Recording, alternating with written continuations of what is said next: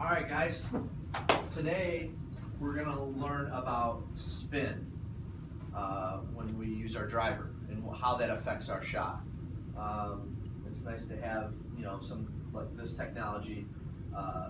This helps a lot of everyone's golf game, whether it's if you're getting fit for a new club.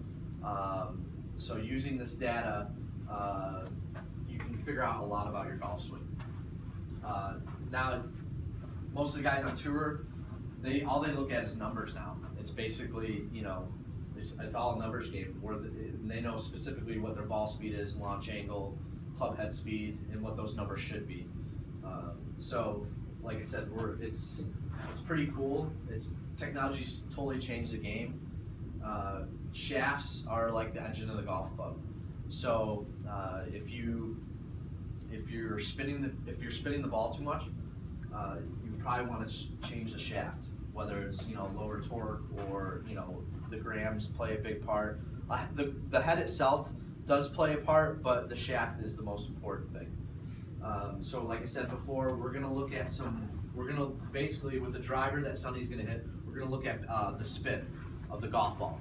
All right. So why don't you guys come step over here, Sonny? Why don't you tee one up?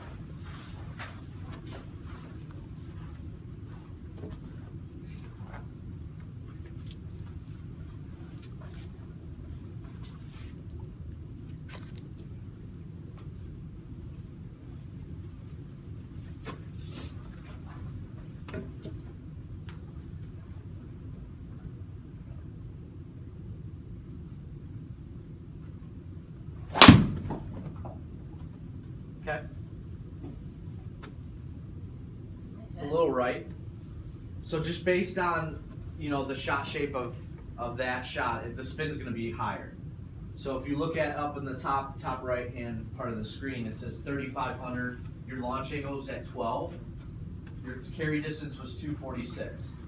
All right. So what I like to, when I'm fitting someone, I like to see with the driver, I like to see that number the spin should be in between 2,000 and 3,000. Your launch angle's good, 12.2, that's pretty good. We like to see the launch in between, probably 12 and 13 degrees. So I want you to we're gonna have you hit one more shot. So go ahead and tee one up there, Sonny.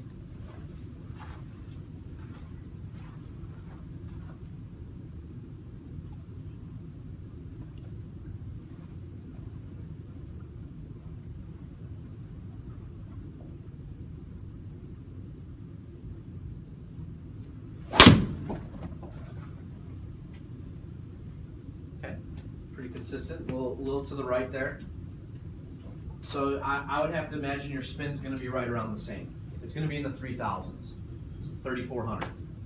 So what we can do, we can change out your shaft and see how that affects your spin. And if we can get that spin in between 2,000 and 3,000, then that's probably the right shaft for you. All right.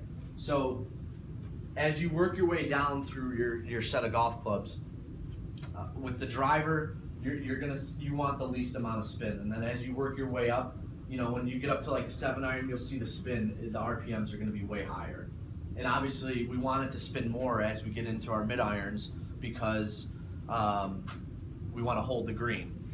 So for instance, I'm just going to say, a 7-iron should be spinning around 7,000-8,000. And it's based on the player and all that good stuff. But you want the ball to spin more with your mid-irons because when we're hitting a shot into the green, if you have no spin, it's going to roll off. Okay. Does that make sense? Awesome.